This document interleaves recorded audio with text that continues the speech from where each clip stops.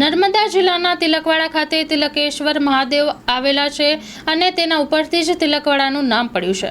અને ઉત્તર વાહિની નર્મદામાં પણ આ માર્ગે લોકો પસાર થતા હોય છે, ત્યારે નર્મદાના રસ્તાને સાફ સફાઈ કરવામાં આવે અને વહેલી તકે ઉકેલ થાય તેવી લોકમાંગ ઉઠી છે. Story report by Paresh Pandya, Tilakwada. ભાવિક ભક્તો તિલકેશ્વર મહાદેવમાંનું જળ લઈને નર્મદા માતાનું સ્નાન કરીને નર્મદા માતાના રસ્તેથી તિલકેશ્વર મહાદેવના રસ્તેથી આવી રહ્યા છે. તો રસ્તામાં અતિશય ગંદકી હોવાના કારણે ભાવિક ભક્તોને દુઃખ થાય છે. એવું અસ્પૃશ્ય પાણી લઈને મહાદેવને ચડાવવામાં આવે છે. માટે તંત્રએ એની નિષ્કાળજી રાખવાને બદલે કાળજી રાખવી અને રસ્તો સાફ સફાઈ કરવા વિનંતી છે.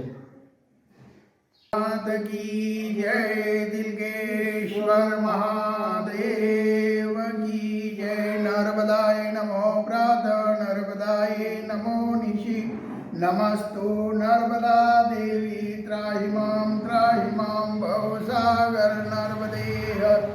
नर्मदा तीर्थ क्षेत्र, नर्मदा उत्तर तट, तिलकेश्वर महादेवમાં ભગવાનને સ્નાન કરાવવાને લીધે માં નર્મદાનો જલ લાવવામાં આવે છે. ભક્ત લોકો પણ નર્મદા જલ લઈને આવે છે.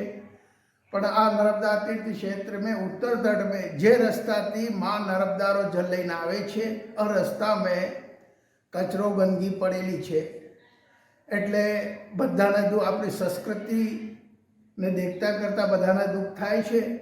ધર્મનું રક્ષણ થાય, સંસ્કૃતિનું રક્ષણ થાય, એ તંત્રને અમારો વિનંતી છે કે આ રસ્તો સાફ કરવામાં આવે. ભક્ત લોકો પણ જે જલ લઈને આવે છે એને આત્માને ઠોસ પહોંચે છે, દુઃખ પહોંચે છે.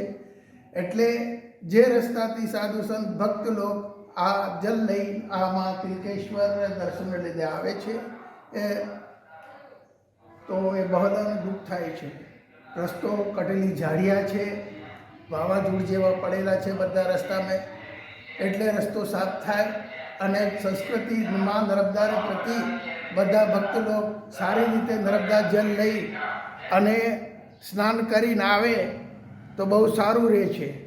એટલે આ જ વિનંતી છે, ભક્ત લોકોને વિનંતી છે કે રસ્તામાં કોઈ કચરો ના નાખે અને રસ્તો ચોખ્ખો રાખે. જે રસ્તાથી સંત સાધુ બધા પસાર કરતા હોય એ રસ્તો એ પડ્યો હોય તો આપણી સંસ્કૃતિ પણ ને એ થાય છે. દેખતા કરતાં ધાર્મિક પ્રવૃત્તિની રસ્તામાં એમને હોવું જોઈએ.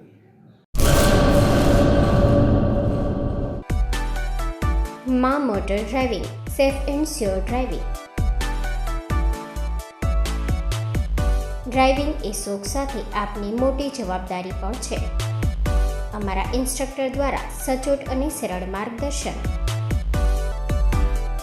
આપની રોજની તાલીમની માહિતી મેળવીને શું અધુરાશ છે એના ઉપર પૂરું ફોકસ કરાય છે.